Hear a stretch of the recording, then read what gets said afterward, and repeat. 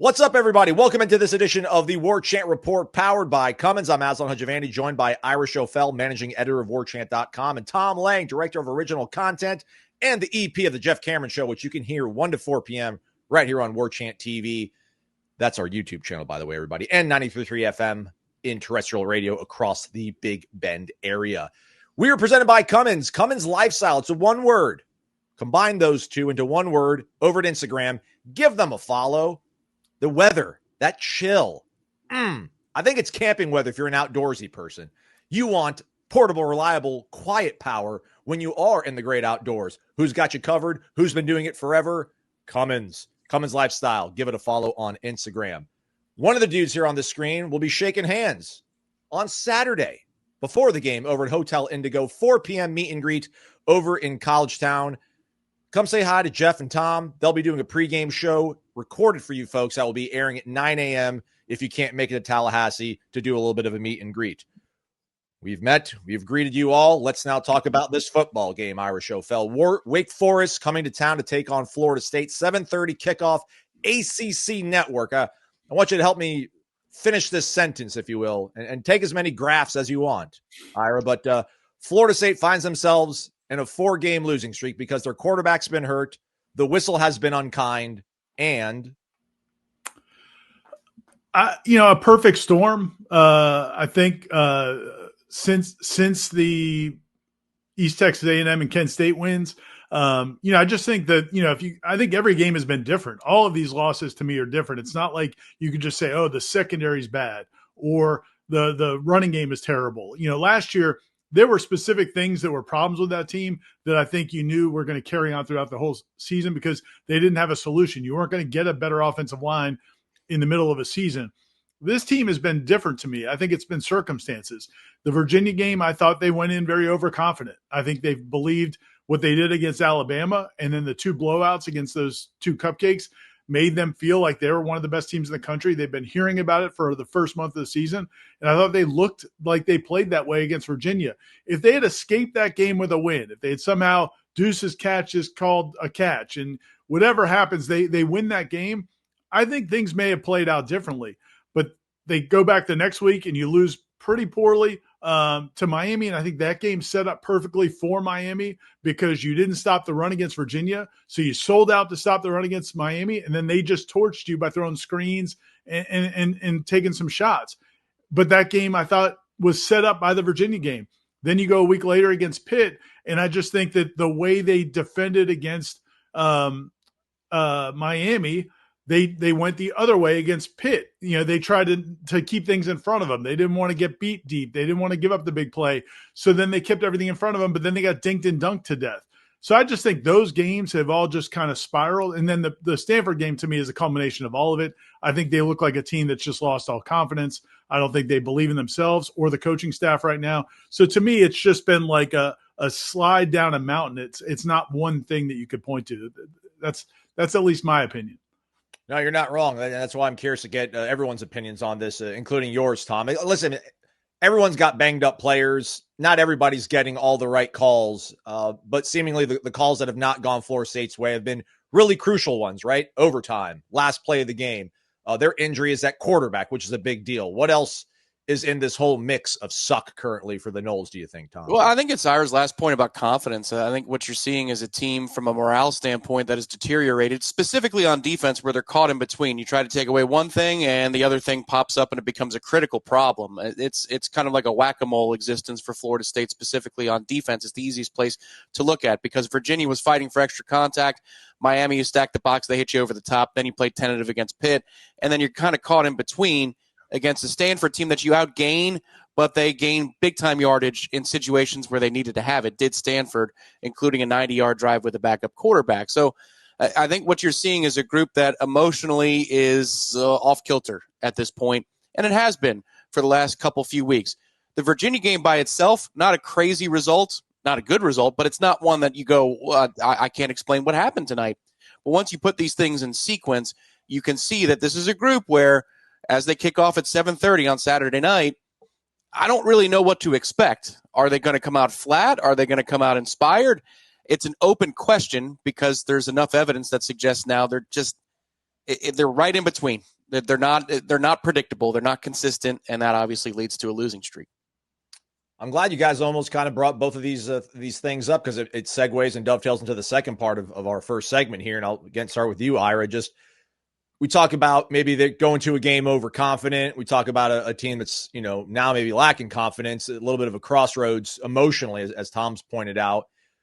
Going into the season, it was, pulling back, I guess, some responsibilities from Mike Norvell, right? He was going to hand off play calling to Gus Malzahn. Tony White handles the defense, and then he's going to be this overseer. He talked about all the distractions that are out there for young men right now playing college football, and he feels like, you can get a better feel for reaching out to these kids and checking in on them and coaching them up, if you will. So, like, how surprised are you that in this role that seems to, what we find ourselves in seems to be like the ideal situation that we thought Mike Norvell, cult of personality, not to use like a pejorative, but that would be the salve that would be able to bring a team together. How surprised are you that his sort of inspirational aspect of leadership hasn't really delivered for this team so far?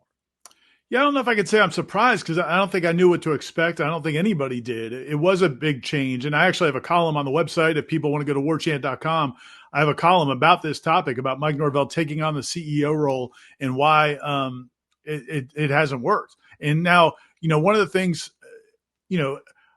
early on when he took this role on, I understood why they did it. I mean, they had to get kind of a fresh start after going 2-10. And other than firing Mike Norvell, which they didn't want to do for 60 plus million reasons, they had to do something drastic. And so I think that's why you did this. You bring in Gus Malzahn, give him the offense, bring in a new defensive coordinator that Mike Norvell's never worked with before, and let them kind of take control of the day-to-day, and you see the big picture. And I think there have been, over time, I think Norvell's gotten more comfortable with it. I think in preseason camp, he talked about some of the changes he was able to affect with individual players at practice by pulling guys aside, things he couldn't do when he was the play caller. When he was running the offensive practice, he couldn't stop what he was doing and just go help somebody with something they were going through, and now he can. So there's probably been some benefits to it. But I think when you look at it, and again, I really paid attention to him in the Stanford game as you're losing your fourth straight game. And to me, he looked pretty detached from the team. And I think that's not because I think he was sulking or quitting. He was going around trying to talk to people, but it's like he doesn't really have a role in the game anymore. He's not calling the plays. So when the quarterback comes off the field, I mean, since we've been watching Florida State football, any of us have been alive, if a quarterback comes off the field, at least at some point, certainly if things are going poorly, if it was Bobby Bowden or if it was Jimbo Fisher, or even if it was Willie Taggart or certainly Mike Norvell these last few years, they would meet the quarterback coming off the field and talk, and have a conversation. Where are you at in your headspace? Where are things like what? Maybe try to help him get through a tough patch. In that Stanford game, the offense was terrible. They scored 13 points. Stanford's game before that, they gave up 42 points. The game before that, they gave up 34 points. The game after that, they gave up 42 points. That's not a good or even decent Stanford defense. You scored 13 points. But at no point during that game could Mike Norvell pull Tommy Castellanos aside and talk to him, or pull an offensive lineman or a receiver. I mean, he has the right to do that as the head coach, but it's just not how things operate anymore. They just go, the players come over to the sideline, they go with their group, they pull out the iPads, and then they watch the plays from before. So to me, I think he's kind of lost some of his impact he can have on this team. Now, maybe that's on him. Maybe he hasn't adapted to this role well enough after being a play caller and leading an offense his whole career. But that struck me in that game. Like, I don't know that he has the impact on this team as a CEO as maybe we would have thought. But again, I'm not saying that that's the role's fault, but it may just not fit him. Man, should have had Ira go last on that one, Tom. That was a lot of good stuff. But I know you got thoughts on I get this one as well, man. But listen, when we look at Mike on the outside, we're like, all right, man, he's organized. He's instills discipline in his practices. We see his message is very clear to his team and his expectations. CEO role, perfect fit. How surprised are you that it has not seemed to have worked out in that manner? I'm disappointed that it hasn't, but I'm not terribly surprised, because if you look at the offensive track record the last couple of years, there's been a lot of flat performances. We all know what 2-10 was, but even in 2023, I wouldn't describe them as fiery and as motivated They didn't look like they came off the bus ready to kill you the way the 2022 team did. Like that team a few years ago, you understood that when they got off the bus, they were going to run the ball. It was going to be physical. It was going to be downhill. And it was going to be largely for that season successful. In 23, they had some good performances, don't get me wrong, but there were enough performances offensively where you felt like they were kind of stuck in the mud. And it looked like Mike didn't necessarily have the right answer or the right button to push. They just had so many stars that eventually Trey Benson was going to break one off, or Jordan was going to air one out down the field and they were going to hit one to Keon Coleman, or Jordan was going to break a big play. But that offense didn't feel like a machine the way that you thought that it might with all the potential star power. So that group was a little bit flat. And then last year, we all know what the disaster was there.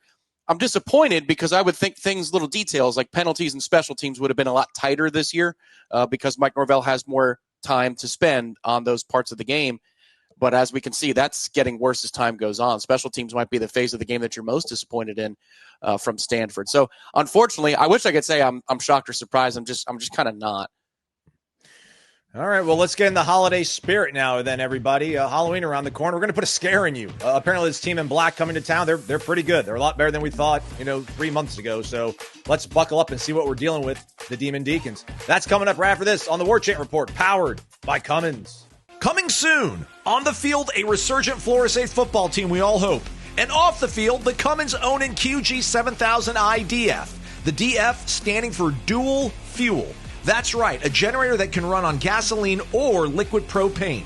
Available later this year, the Onan QG 7000i is a great fit for your Class A or fifth wheel RV. In addition to the versatility of dual fuel sources, the QG 7000i delivers world-class engineering from Cummins that results in low vibration, clean exhaust, and electric fuel injection for better efficiency and less maintenance. Follow Cummins Lifestyle on Instagram for more information and be the first to know when the QG 7000i drops. Cummins, a world power leader. Welcome back in. It's the Warchant Report, powered by Cummins Lifestyle. Give it a follow on Instagram. Come hang out Friday night before the game over at the Corner Pocket Bar and Grill starting at 5 p.m. Meet and greet with Corey Clark, the guest of honor per usual. Tom might make it out. I might make it out. We'll be there to meet and greet you as well. And afterwards, have some food. It's delicious. Everything on the menu over the Corner Pocket Bar and Grill, 2475 Appalachia Parkway. And we got that pregame show we talked about earlier. We also have a postgame show with Gene Williams and Tom Lang that happens about 10 to 15 minutes at the conclusion of each game. That's right out here on our YouTube channel. It's also, I think, do we put on the podcast feed too, Tom? It's available everywhere, yes? We do indeed. Yes, it's on the main Warchant podcast feed. It goes up, well, in this case, it'll probably go up around 2 or 3 in the morning. Yeah. Gotta love these late ones, man. Saturday night in Doak. Nothing like it. Nothing like it. All right, so Wake Forest got a first-year coach. They've got some quarterbacks that have been around the block but haven't really been all that much of a big difference maker at their previous institutions, but they find themselves 5-2 with a win over the reigning regular season champs of SMU and the ACC from last week. And, there's some other things to maybe be a little bit concerned about. Matt LaSerre caught up with Connor O'Neill from Deacons Illustrated to give us the lowdown on the Deeks. Get right into it. Wake Forest quarterback situation has been a little confusing. Ashford got hurt, and Purdy's been getting some reps as well. It looks like they both got playing time last week. What do you kind of expect from that spot going into the Florida State game? Can we just draw a question mark over my face here? It seems like if Robbie Ashford is 100% or anywhere close to 100%, he will start. They know more about Deshaun Purdy because he's played the last 2 games than they did in September. If Robbie is not able to go, they'll go to Deshaun. They'll have a little bit more downfield passing ability with him in the game, but also, he's coming off a game where he turned the ball over 3 times. His fumble didn't even look like it was caused by anybody other than him just running into the back of an offensive lineman or losing it on the way down. So they've got some kinks to work out. It kind of, if you want to look at this and say this is the worst quarterback situation for a team with at least 5 wins in the country, I don't know that you can really argue much against that, but they've made it work to this point. Yeah, then who do they kind of get the ball to just to go over the weapons on offense? It looks like they're more of a running team, or that's what they'd want to do with Clairbone. So why is he so athletic? Like, why is he so good? And then who else is there to watch on the offense? John Claiborne is the most important player on the offense. I think just about every team in the country, you'd say that of the quarterback, and Wake is one of the exceptions. He's a senior running back that we kind of saw early on that he would be a pretty special type of player. He's just a home run threat every time he touches the ball. And that's why Wake can afford to have patience with him if he's only getting 2 and 3 yards on first and second down handoffs, because he's always just one broken play away from changing a game with a 60-yard touchdown run or something like that. Their slot receiver, Chris Barnes, has kind of been a revelation. I mean, he was redshirted last year at Washington State. He comes from the North Shore School in Houston, the powerhouse program. Yep. He was not even a starter, is the way Dickert explained it to us. But he ran a good enough 100-meter dash, and his tape was good enough that Washington State gave him a scholarship. And they wanted to play him last year. He got banged up, and they wound up 4-game redshirting him. I would have told you at any point in fall camp that Carlos Hernandez was their better slot receiver, but he got into the season and he had some drops and struggled with confidence. And Chris Barnes was the one who really emerged early in the season as their quick, lightning fast receiver. Yeah, then I guess going over to the defense, this is where Jake Dickert makes most of his money, right? Like that's where this is what Wake Forest is known for. Who should we really watch out for there? Like off the stat sheet, obviously Langston Hardy, a Florida guy, jumps out. So him, and who else do we need to look out for on defense?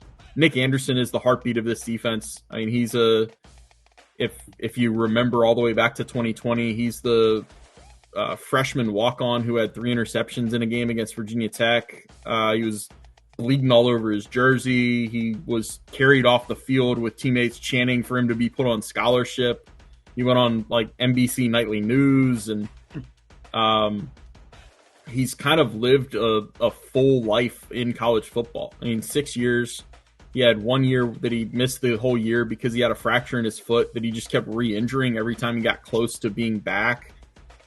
They put him at nickel, and that was never really going to be a fit because I think he would tell you he's not a one-on-one cover guy. You don't want to have him matched up on a slot or a big tight end. Like he loses those matchups, but he gives you more because of his instincts, because of his nose for the ball, and because running the alley as a safety, I don't know that there are many safeties better than the way he does it.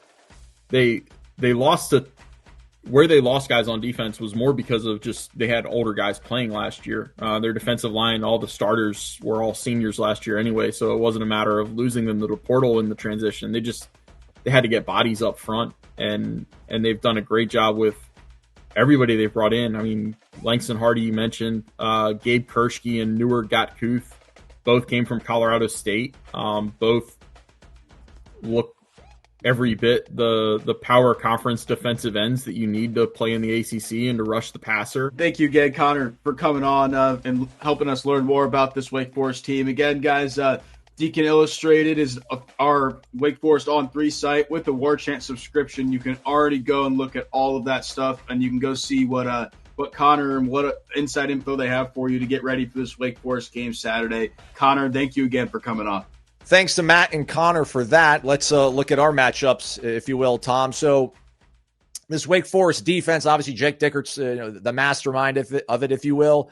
Florida State's offense, as Ira illuminated, struggled mightily against Stanford to put points on the board. They got yards, but they weren't able to get points. What needs to get unlocked for this offense to find its rhythm again? Do they need the return of that first half big chunk play that they seem to have in droves earlier in the season, or do they need to establish just a consistent, reliable run game against Wake? Which one of those two might be a little more easier to do against the Deacs? I think the thing that would unlock the offense for Florida State would be explosive plays down the field. I think you need to take shots down the field against their coverage because they will be extremely aggressive in early downs. Hell, they'll be aggressive in third down as well. They bring a lot of pressure. They swarm to the football. They look like a bunch of bees or hornets flocking around whatever target they decide that they're going after.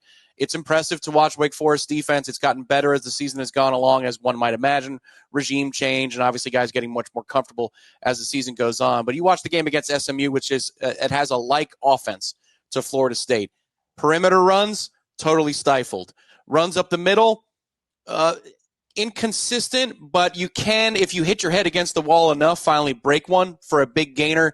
I know earlier this season in the games against Virginia Tech and NC State, explosive plays in the run game because you stick with it. That is a path. But consistently what I'm seeing are two things that they'll give up at Wake Forest. Shots down the field if you can hold up against their pressure, and then quarterback run.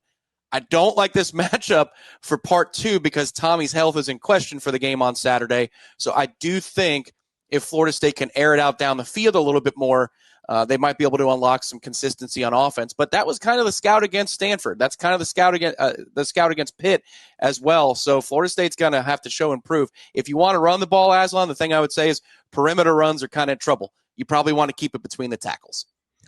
And a reminder, as we record this, we don't have the injury report yet. That drops on Thursday night, so check out warchant.com for that. I think we also usually do a video kind of laying all that out and where Florida State would turn if they do have certain injuries at certain spots.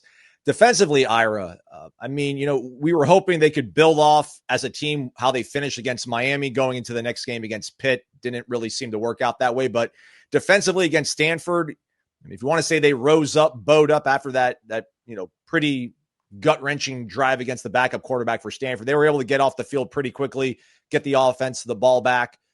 Is there anything you think they can build off from that Stanford game, or is this whole, we're going to be really exotic and aggressive in week 1, and then now we need to kind of get back on our heels and be a little bit more simple? Does that have a limited kind of shelf life in getting a defense fixed and tuned up? Yeah, I don't know how much you can take away from the Stanford game because, the kid had that one drive. He had the 1 third down throw.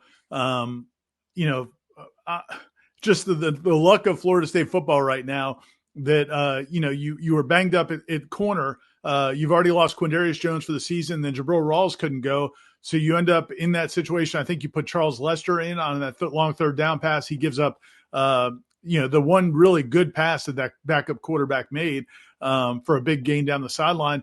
And it's like, I think getting Jabril Rawls back, which we believe is going to happen this Saturday, will be a big deal. I think that cornerback position, they relied so heavily on those top 3 guys, Jerry Wilson, Quindarius Jones, and Jabril Rawls in the first half of the season. Then when you lost 2 of them last week, I think that really hurt you. So getting him back, I think, is a big deal. But like Stanford's offense, Wake's offense is not very good. So I don't think it's going to be a huge challenge for this defense. I'm really much more interested on the other side of the ball, the side that Tom got to talk about, and whether or not they can make some big plays and put some pressure on Wake Forest defense. That's the other thing that this defense hasn't had the luxury of. They've been playing behind it seems like for the last month. And when the other offense is playing from behind, now there's pressure on them, and that opens things up for your defense. If you're constantly chasing points, if you're always playing from behind, that gives the side of the ball the advantage. So I think, to me, the key for this game is this offense has to do something. They have to hit some big plays. I'd love to see Jalen Lucas, Usman Kroma, Mekhi Danzy, the guys you have where you have physical mismatches against Wake Forest. I'd like to see those guys, Deuce Robinson, those guys be a bigger part of the offense. And then maybe give your defense a chance to not play from behind. All right, there we go. There's the matchup for you, everybody. Now we go to the last part, which is the best part, everybody. Time to make predictions, score predictions, coming up right after this on the Warchant Report, powered by Cummins. A rebuild is in progress. Whether it's one of the top brands in college athletics or your adventurous spirit, we all need to recharge from time to time. So trust Cummins, the brand that's been a global power leader for over 100 years. Featuring the Onan line of portable power generators and power stations, tackle any project in your own climb to the top. Follow Cummins Lifestyle on Instagram to see the latest builds from the Cummins team and to get inspiration for your next outing. And get your questions into the Renegade Express mailbag. Be the one that's generating discussion to earn entry into the December grand prize drawing for a portable generator or power station from Cummins. Cummins Lifestyle on Instagram. Give it a follow. Welcome back to the Warchant Report, powered by Cummins. I'm Aslan Hajavani, joined by Ira Schofel and Tom Lang. There will be a pregame show, 9 a.m. airtime here on YouTube. Check it out. Jeff Cameron, Tom Lang, breaking down the Demon Deacons and Florida State further. We gave you a lot right back there. We've been talking about on the podcast. We've been talking about on the JCS. Even more. Pregame show, 9 a.m. Meet and greet live in the flesh right before the game, 4 p.m. at Hotel Indigo. That is located in College Town. Phenomenal view of Doak Campbell Stadium. Easy walk to Doak Campbell Stadium. Come by and say hi. Warchant.com is not just us three on the screen. It's a whole bunch of other smart dudes. So we lean on them right now as we make our game predictions. As always, we start with Gene Williams. Florida State looking to break the 4-game losing streak and really get out of the ACC drought. Have not won a game in conference in over a year. Man, that's hard to say, hard to hear.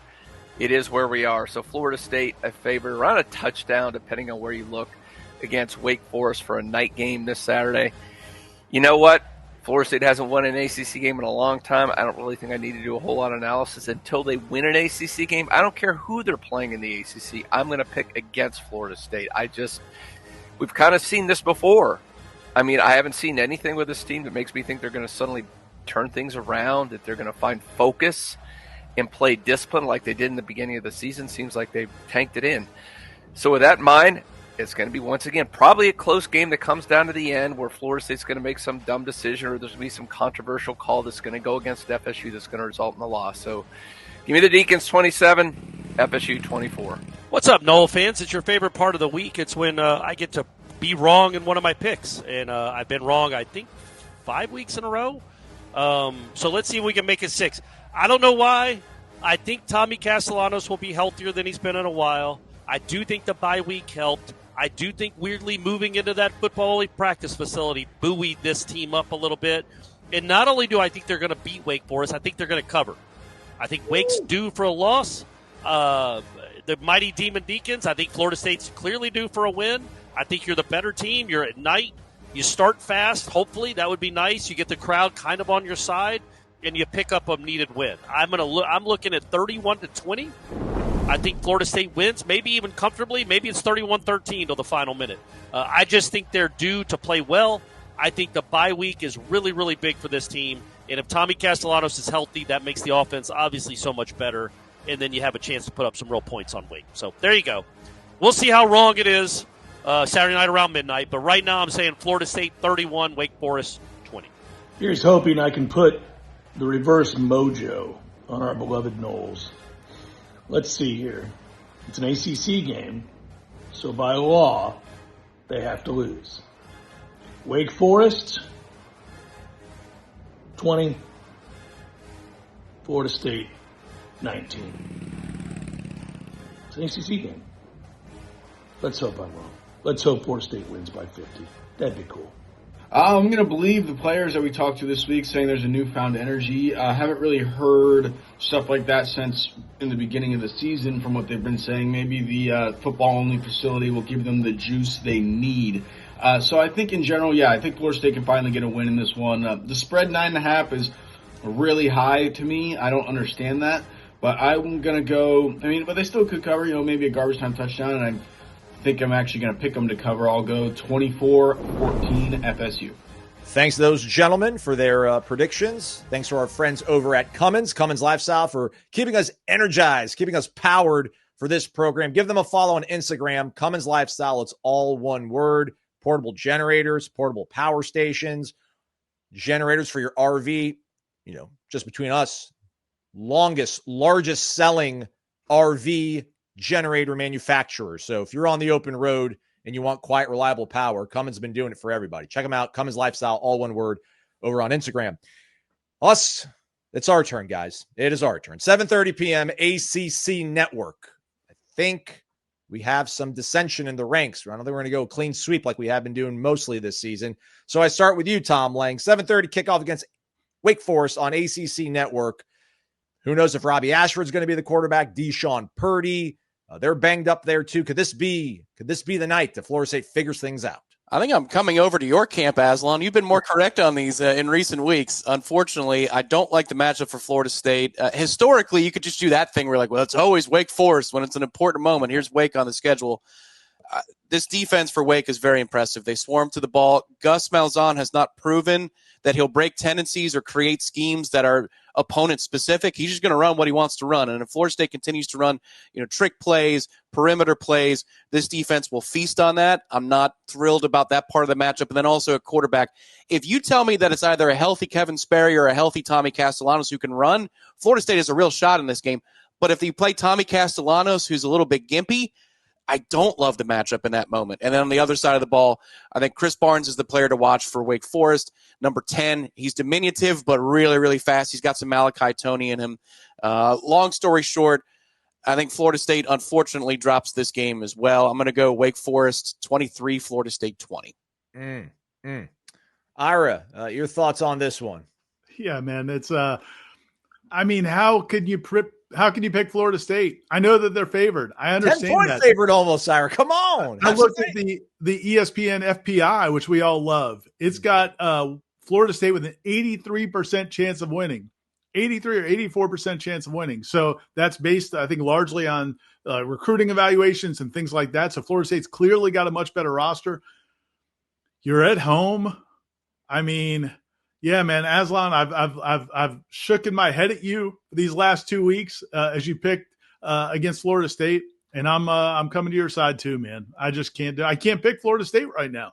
I'm going to go with Wake Forest, 18 to 14, in just a beautiful exhibition of college football that we're going to see on Saturday.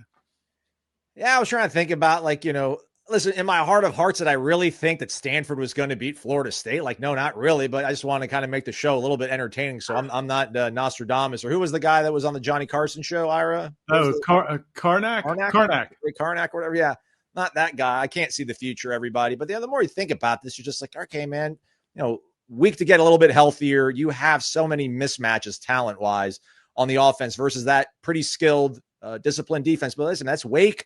They actually have expectations now. We've talked about Florida State not dealing well with expectations. They're kind of alive in the ACC championship game hunt. So, they're not like this creeping, slowly crawling opponent. Kind of, who they are. They're going to get everyone's best shot now. So are they going to feel the pressure and not be able to perform in those pivotal moments? Are you going to zag when we all zig now? No, but just nah. We saw they lost to Stanford, everybody. I mean, that's a tough one to come back from. 28-27 Wake Forest. That's my final score prediction. We're staying consistent over the last 3 weeks. Before we go, I want to talk to you guys. Where were you guys back in a cold, dreary night, October 2006, when Florida State took on Wake Forest in Doak Campbell Stadium? I was back home in Tampa at the local Buffalo Wild Wings, watching the game on television, just thanking my lucky stars I did not come up to Tallahassee for that one. Tom, was that in the midst of your educational journey at Florida State, that one? Yeah, it was my first fall as a student. Welcome in. Well, and I grew up in the 90s. I'm like, what the hell is this? You ever see that thing with Joe Pesci? He's like, what the F is this place? Yeah, that was me. I remember it well, and then I don't remember the post game because there was a lot of angry imbibing going on after the game was over. But yeah, that's where I was a student. I imagine you were in the press box for that one, binoculars in hand, Ira? I was in the press box, and I remember this is all I kept thinking about in the second half was, I can't believe these people who are sitting there in the rain in staying for this game. Yeah. There were people, Tom was probably one of them. There were people that stayed until the end of that game. And one of the, I was just very impressed by the poor souls that stayed. That was the only thing I could focus on. Of course, from a big picture standpoint, that game was significant because, Jeff Bowden and Dave Hart had been talking about him stepping down for a long time. And I think Coach Bowden didn't want Jeff to step down. Coach Bowden and Ann didn't want Jeff to step down.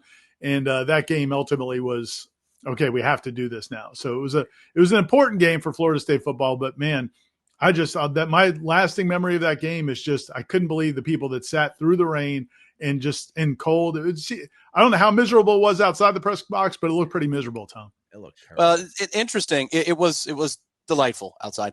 The Wake Forest game was the one where people said, okay, we have to do this now. Just, okay. Is that a little bit prescient here of what's to come? Seriously, the badge of honor amongst Florida State fans was, I stayed there during the choke at Doak. I was there for the choke at Doak. I didn't leave. The real badge of honor should be, I stayed for the whole 60 minutes of the Wake Forest game in 2006. Hopefully everybody in the stands sticks around for 60 minutes and has something to cheer about as we sing the alma mater. And Florida State hopefully breaks the losing streak in the ACC and a 4-game skid in the midst of the season and gets themselves back on track into 4-4 on the season. We'll find out. 7:30 ACC Network. against Wake Forest. Real Again, quick, big week. Aslan, did it rain, Tom? I thought it rained too. Yeah. Or was it just symbolic rain? Oh no, it did. I was being sarcastic about the conditions. Thank you. I was sitting here. I was like, man, my memory is clouded as hell. No, but the 3 games, the Ryan Perilou game against Jacksonville State, it was I got trench foot from that game. That night against Wake, and then 2008 against Florida, it was the Tebow has the paint all over him game. Those are the 3 most soggy days at Doak Campbell I've ever seen. Don't forget, meet and greet Friday, 5 p.m., Corner Pocket Bar and Grill. Pre-game show, 9 a.m., YouTube, Warchant TV. Meet and greet before the game, Saturday, Hotel Indigo, 4 p.m. Post-game show, 10 to 15 minutes after. Again, fingers crossed, 4th win of the season for the Noles. Thanks to our staff for giving us their picks, and thanks to Irish O'Fell and Tom Lang. I'm Aslan Hajavani. Thanks for watching the Warchant Report, powered by Cummins.